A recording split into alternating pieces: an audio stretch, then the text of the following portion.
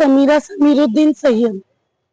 मेरा नाम है समीरा समीरुद्दीन सैयद और जिनका ये सब मैटर हुआ है वो मेरी सास थे नूरजहां बदरुद्दीन सैयद। ठीक है, अभी प्रॉब्लम कहाँ से स्टार्ट हुई, 23 तारीख को शाम में 5:30 बजे उनका इंतकाल हो गया। टीएमसी हॉस्पिटल है जो अपना एमएम वली में, वहां पर, और वो 1 तारीख से एडमिट थे वहां पर, 23 तारीख तक वहां पर वो एडमिट थे। ठीक है, उनका स्पाइन का ऑपरेशन हुआ था, उनके टाके भी नहीं खोले गए थे जब उनका इंतकाल हुआ जब। ठीक है, वहाँ उनको ऑपरेशन करवा के जब लेके आ गए, ऑपरेशन में तो वो एकदम अच्छे थे माशाल्लाह। उसके बाद उनको थोड़ा डर की वजह से माइनर अटैक टाइप आ गया और उसके बाद वो वेंटिलेटर पर चले गए। 6-7 दिन वो वेंटिलेटर पे थे। 14 तारीख को उनको ऑपरेशन हुआ था, उसके बाद 6-7 दिन वो वेंटिलेटर पे थे। उसके बाद अल्हम्दुलिल्लाह अल्हम्दुलिल्लाह अल्लाह का शुक्र हुआ कि वो नॉर्मल भी हो गया। ठीक है, फिर अचानक से पता नहीं क्या प्रॉब्लम हो गई। अब अल्लाह की मर्जी है, मौत मिट्टी तो अल्लाह के हाथ में होती है। उनका इंतकाल हो गया। तो जब 23 तारीख को शाम में 5:30 बजे हम लोग हॉस्पिटल में थे, हम लोग को मालूम पड़ गया कि ऐसा हो गया। तो हमने मेरे भाई को और हम लोग के बिल्डिंग का जो चेयरमैन है गफ्फार शेख, उन लोग को भेजे कि आगे जाओ आप लोग और दफनाने के लिए जो भी रीति रिवाज लगता है वो करो। ठीक है, तो उन लोग गए, तो उन लोग मानने को ही तैयार नहीं। अमान कॉम्प्लेक्स इतना मचान अमान कॉम्प्लेक्स की वजह से कुछ समझ में ही नहीं आ रहा था। अमान कॉम्प्लेक्स के पीछे आती है माउंटेन वैली, उसके पीछे आती है आजाद नगर, सबकी वहां पर कब्र जाती है। और अमान के भी कितने लोगों का जो वहां पर दफन हुए, ऐसा नहीं अकेला ये थे। पता नहीं उसमें क्या राजनीति खेली गई कि क्या हुआ, वो अल्लाह और अल्लाह का रसूल बेहतर जानता है क्या हुआ उसमें। 9:30 बजे तक गफ्फार की नईम खान से बात भी हुई थी, उन्होंने बोले सुबह देखते या नहीं बोल डाले पता नहीं। हम लोग ने उनको रात में 12 बजे ही हमको दफनाना था क्योंकि बहुत क्रिटिकल कंडीशन में सब हुआ था। रात में बोले परमिशन आएगी, फिर हमको टाइम दिया गया सुबह का, हम लोग बोले चलो फजर में दफनाने देंगे। लिखा हुआ था क्या मालूम, उन लोग ने डॉक्यूमेंट्स चेक ही नहीं किए। सिर्फ अमान कॉम्प्लेक्स के ऊपर ये तो कौसा में आता है, ये तो कौसा में आता है, बस ये करते हुए गए। और हम तो औरतें थी, लेडीज घर में थी, हमको नहीं मालूम बाहर क्या चल रहा है। स्टेशन आए थे अभी आप, तो जी क्या किए आपने यहाँ पर कानूनी? हमने FIR लिखा दिए गए नईम खान के ऊपर। उन्होंने ठीक है हमारे साथ तो गलत की, मैयत के साथ तो बहुत गलत किए ही की। उन्होंने बाद में उनके घर वालों को भी नहीं छोड़े। उनके बच्चे लोग, हम लोग जो 1 महीने से उनके पीछे परेशान थे, उन लोग के ऊपर उन्होंने ये इल्जाम डाले वीडियो में, सोशल मीडिया में आके कि पता नहीं बोले पॉइजन पिला के लाए कि गला दबा के लेके आए, मुझे नहीं मालूम। बोले जब तुमको नहीं मालूम तो तुम कैसा बोल रहे हो किसी के ऊपर कि तुमको ये की। ठीक है, ये भी चीज हो गई। आपने जो FIR तारीख को इनका इंतकाल हुआ था, आज 28 तारीख है। आप 2 दिन आप नहीं, हम लोग 25 तारीख को भी आए थे रात में 2 बजे। जब हमने ये वीडियो देखे ना, हम भी सब दुख में, आप ये समझो मैयत के घर वाले फ्री थोड़ी ना बैठे, मोबाइल देखते हुए थोड़ी ना बैठे। हम लोग के छत से हमारी माँ गई है, आजू बाजू वाली दादी नानी खाना नहीं गई, माँ गई है। माँ का दुख तो सबको मालूम है कि वो कैसा होता है। हम लोग दुख में ये भी नहीं देख रहा है कोई। सुनिए अभी आपने जो नईम खान पर FIR करा है, वो FIR क्या मामले को लेकर करा है वो बताइए। हमने जो वैलिड रीजन है, उन्होंने तो बहुत झूठ बोले, वो सब चीज प्रूफ करके बताया हमको। ठीक है, क्योंकि 1 महीने से TMC हॉस्पिटल में एडमिट है, वो कोई मामूली हॉस्पिटल में नहीं है। उनके इधर उधर डाला, वहां पर नहीं, TMC का पूरा रिकॉर्ड है कि उनका कौन कौन सा ऑपरेशन हुआ है, क्या क्या हुआ, वो सब रिकॉर्ड है। वो खुद प्रूफ करके दिखाए कि उनके बच्चे लोग ने गला घोट के पिलाए, कि हम पॉइजन पिला के मारे, वो खुद प्रूफ करे। जो उन्होंने हमारे ऊपर झूठा इल्जाम डाले, एक तो उनके माँ को तुमने तरसाई, मिट्टी होने नहीं दी है, 18-20 घंटे उनकी बॉडी को सताए तुमने, मैयत को वो चीज कर दी है, वो भी तुमको सुकून नहीं मिला। एज ए मुस्लिम इतने बड़े लीडर, तुम इतनी चीज तुमको समझ में आ गई। तुमको ये नहीं कि बच्चे लोग हैं, उनकी भावना है, बच्चे लोग मतलब माँ रहती है जो जिम्मेदार रहती है, जो सब कर लेती है, माँ ही चले जाती है, बच्चे क्या करेंगे, उनको कुछ समझ में भी नहीं आता। तुम उनको भी सता, तुमने एलिगेशन डाले मोबाइल पे, हमने तो सुने, हमने रिएक्ट भी नहीं करे क्योंकि हमारे सर से वो दुख ही नहीं खत्म हो रहा था।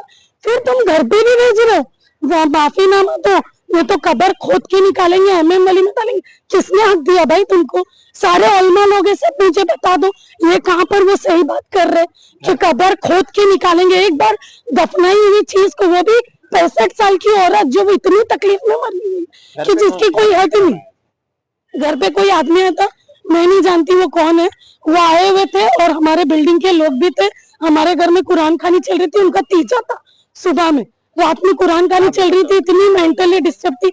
वो बोले आके कि तुम नईम खान को माफीनामा दो, माफीनामा दो तो तुम्हारा मैटर हाई कोर्ट में चले गया है, नईम खान को दो तुम माफीनामा तो वो तुम्हारा ये केस खत्म करेंगे। वो तो कल ही सब लोग आ रहे हैं कबर खोदने के लिए, कबर खोद के कोई दिखा देवे मुझे कि एक बार जो चीज दफन हो गई, कैसे भी हो गई, चलो ठीक है, तुमको अगर डॉक्यूमेंट्स का इशू था तो करवा के देते ना, सही, कौन सी बड़ी बात है, तुमको प्रॉब्लम क्या थी? अच्छा, आप तदफीन के लिए गए जो मामले परमिशन के लिए थे, आपको कोई पावती होती उधर? कुछ नहीं दी है, 1900 रुपए की, जब तुमको नहीं करना था कफन दफन की, सुबह में 1900 की पावती दे दी हमको, वो पावती दे दी 1900 रुपए की, कफन दफन का सामान की पावती दे दी है, उससे हम लोग ने सब करवा दी, कबर खोदने का वो सब करवा दी, लेकिन गेट पास नहीं दी हमको, गेट पास नहीं दी, और हमने कुछ भी नहीं करे। अभी हमारे अभी आप लोगों का जो उनका डेथ सर्टिफिकेट है वो कैसे हासिल करेंगे? क्योंकि उनको देना पड़ेगा, उनको देना पड़ेगा, नहीं खान से हम लोग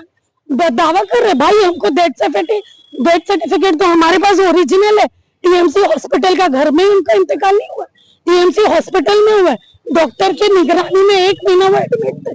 तुम प्रूफ करके बताओ क्यों नहीं देंगे तुम हमको कोई भी चीज?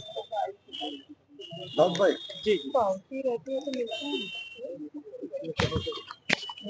मैं आपका नहीं ओरिजिनल है, ओरिजिनल का यार नहीं यार, छोटी बना था उधर। मैं एकदम छोटी बोलूंगा मैं। पहले तो ये आप देख लीजिए, हमने नईम खान के ऊपर एफआईआर किया हुआ है, जिसके अंदर धारा 301, 299, 351, 356 और ठीक है लास्ट में 3/5 ये धारा हमने लगाई है। ये एक ऐसा मामला है कि आप शरीयत के दायरे में भी देखेंगे तो ये सबसे गलत हुआ है, और आर्टिकल हमारे संविधान के हिसाब से भी देखेंगे तो इन्होंने उसका भी उल्लंघन किया है कि आर्टिकल 21 के हिसाब से राइट हर एक का बनता है कि हर चीज उसको सहूलत दी जाए, लेकिन उन्होंने उसको भी फेल किया और 18 से 20 घंटे मैयत को उन्होंने रोक के रखा। अमान कॉम्प्लेक्स जो मस्जिद के बाहर, मस्जिद के एकदम कब्रिस्तान के एकदम बाजू में ही है, और उन्होंने उसको कौसा करार दे करके उसको रोक के रखा। इसमें क्या पॉलिटिकल उनके इशू थे वो हम नहीं जानते, लेकिन उन्होंने शरीयत और कानून संविधान का दोनों का उन्होंने वो किया है। हमने उसके लिए उनको ह्यूमन राइट में भी जाएंगे, कोर्ट में भी जाएंगे, महिला आयोग में भी जाएंगे। अभी तो लड़ाई शुरू हुई है कि वो उनको पद से इस्तीफा दिलाएंगे कि ये इस तरह से एक के साथ नहीं और कितनों के साथ करते होंगे। आज तो एक मैटर हमारे सामने आया है, इस तरह और किस तरह करते हैं, क्योंकि हमने सबसे बात किया तो बोले अगर कोई चेन्नई में रहता है, कोई गुजरात में रहता है, यहाँ अगर आया है, यहाँ अगर आया है आपके रिलेटिव में, अगर उसकी मृत्यु हो जाती है तो क्या आप उसको चेन्नई भेजेंगे? उसको यहाँ दफनाया जाएगा ना। जब आर्टिकल वो दिखा रहे आपको डेथ सर्टिफिकेट दिखा रहे नॉर्मल तरीके से हॉस्पिटलाइज होकर के वो डेथ हुआ है, तो आप उसको दफन करिए ना। तो आपने इसको इश्यू क्यों बनाया? इतना देर उसको क्यों रखा? एक ऑपरेशन किया हुई बॉडी आप इतनी देर रख नहीं सकते, गर्मी का टाइम है। आपने सब चीज को यानी मतलब वो किया, अपनी मर्जी चलाई है, तो उसके लिए हम उनको छोड़ेंगे नहीं। अभी तक हमारी लड़ाई स्टार्ट हुई है, आगे आप उनको देखो कहाँ लेके जाते हैं। अभी एफआईआर तो आपने दर्ज करा दी है जी, पुलिस उनको अरेस्ट करेगी? करेगी, जरूर करेगी ना। इतने सारे अब इनके ऊपर क्लेम लगे हुए हैं तो उनको करेगी। और उल्टा झूठा उन्होंने आकर हमारे लोगों पे और बहुत सारे लोगों पे, जो कार्यकर्ता थे, जब रात से बॉडी वहां पड़ी थी, लोगों को मीडिया में गया तो पूरा मुमरा आया, पूरी मीडिया आई, सारे लोग आने के बाद में ये हुआ कि भाई क्यों रखा हुआ है। उन लोगों ने अपने यहाँ से नमाज पढ़ाई और दफनाया कि भाई इतनी देर इसको नहीं रखना। ये चीज शरीयत के भी खिलाफ है, ये सारे जानते। ताकि अभी एक उलमा की टीम भी आने वाली है कि ये इस तरह जो है शरीयत के खिलाफ काम यहाँ पे हो रहा है, कि ये इस तरह नहीं होना चाहिए, क्योंकि ये संविधान भी इजाजत देता है और शरीयत भी इजाजत देती है। आपने क्यों रोका? हर चीज को यानी मैयत को आप रोक नहीं सकते, जबकि हर चीज, हर डॉक्यूमेंट पूरे हैं, हर लीगल चीज है, तो आप उसको रोक नहीं सकते।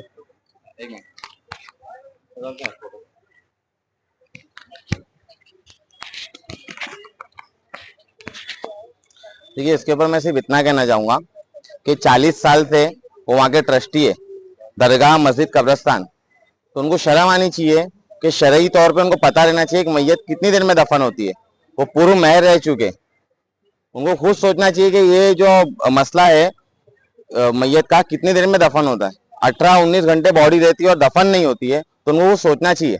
और इसमें मैं तमाम उलमा से यही कहूंगा, आप तमाम भी इसमें आए कि नेक्स्ट टाइम ये चीज किसी के साथ ना हो, और एक फतवा जारी करे इस बंदे के खिलाफ जो 40 साल से दरगाह मस्जिद कब्रिस्तान का ट्रस्टी बन के बैठा हुआ है और वहाँ गैर शरीयती काम कर रहे हैं। तो मैं तमाम उलमा से यही कहूंगा, ये गैर शरीय हुआ ना। 18 घंटा अगर कोई बॉडी रुकती है तो शरीयत के खिलाफ ही काम हुआ वो। आपने ऐसा कहा कि गैर वहाँ पर बैठा है, गैर शरीयती काम कर रहा है, तो क्या गैर और ये जो आपको नजर आया? ये जो मैयत का मसला है ना, ये गैर शरई हुआ, ये एक मसला है। अभी हम इंशाल्लाह इसमें उतरे। अब इसमें तमाम लोग जो जिनके साथ हुआ है ना, वो भी हमसे कांटेक्ट करेंगे, ऑलरेडी कांटेक्ट कर रहे हैं जिन के जो हुआ है। और इंशाल्लाह भी इसमें हम लोग लीड कर रहे हैं। इंशाल्लाह ये जो मसला है हम लोग पूरा आगे तक लेके जाएंगे कि नेक्स्ट टाइम किसी के ना। और दूसरी चीज मैं बोलता हूँ, ये लोगों ने जो सिस्टम बनाया है कौसा अमृतनगर, ये भारतीय संविधान के खिलाफ है। इन्होंने जो रूल बनाया है ये भारतीय संविधान का उल्लंघन है, उसके लिए भी इन पे मामला दर्ज होता है। सिस्टम जब कोई आदमी एक ऊंची पद पे रह के बनाता है तो उसको संविधान के दायरे में बनाता है। अगर वो संविधान के खिलाफ उसका रूल है तो रूल को नहीं माना जाएगा। ये चीज आपको अभी जो भी सुन रहा है, यहाँ तक के यानी वो बड़े सीनियर है या जो भी सुन रहा है, तो वो भी उसका उल्लंघन कर रहा है कि ये चीज तो गलत भी है। कि यानी धार्मिक तौर पे देखा जाए और संवैधानिक तौर पे देखा जाए तो हर तरीके से उसने मतलब ये गलत किया है सामने आने में। ये हर एक चीज को एक्सेप्ट कर रहा है और उन्होंने कहा कि ये गलत हुआ है, हम आपके साथ हैं। बहुत सारी